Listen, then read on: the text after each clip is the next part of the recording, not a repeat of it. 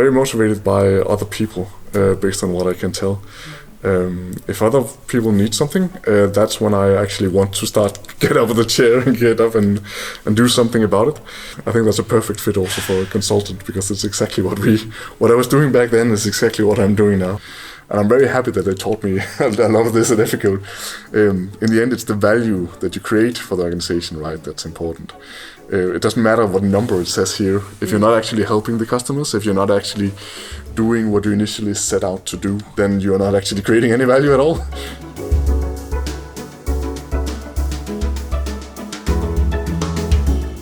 I grew up in Southern Fyn, on a small farm down there, and it was very cozy and very nice. And one of the things I remember the best is that my grandmother used to make incredible, delicious food for us, real Danish cooking. So that was quite amazing to grow up there. I was looking for a job at the time, and normally when you go to an organization webpage, you get all these fake smiles and all these fake stuff all around. In this case, it just looked like normal people that were trying to actually make a difference. They were just nerdy people like me trying to actually to use their craft, right? And when I then got into the interview and I talked with them, they were so relaxed and so, well, this is about whether you're correct for the job or not. Just take it easy. And it just resonated. When I experienced the culture here in the Aarhus office and in Copenhagen, it was just amazing. And the people. That's the one thing that got me hooked on working here. I feel like people are just so, I don't know if relaxed is the right word. A couple of Fridays ago we went sailing in a match racing, which was really, really fun.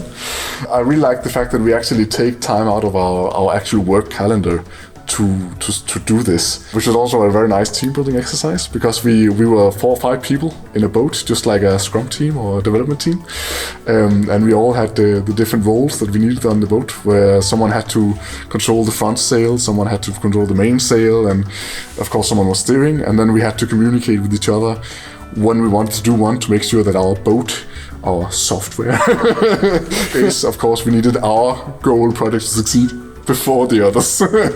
During the training, they were talking so much about the fact that sometimes people would fall in the water, but of course that wouldn't happen to us.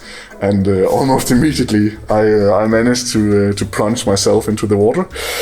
Yes, so that was quite a little bit embarrassing, but also, yeah, I guess refreshing, I guess you could say. And the cool thing was that it felt like after that happened, there was like a calm on the boat, because someone had already made the biggest failure that anyone could make, right? We didn't have the most first places, but because we were always so consistently doing well, we ended up winning.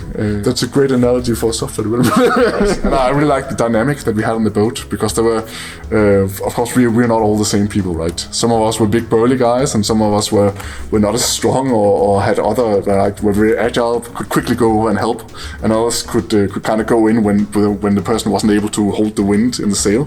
They could go in and give a little extra strength, even though it wasn't actually their role, right? And I think that's a nice metaphor as well for how you should be working in a team.